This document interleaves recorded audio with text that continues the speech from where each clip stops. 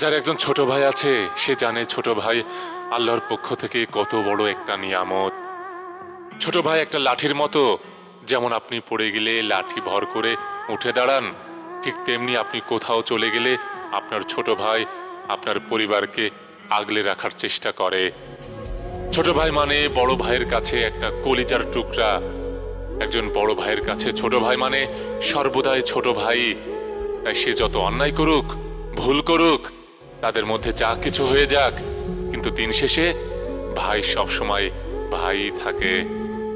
ছোট ভাইয়ের সাথে সম্পর্কটা বাইরে থেকে দেখে যতটাই দা কোড়াল বলে মনে হোক না কেন, হৃদয়ের টানটা সবসময় অটুট থাকে।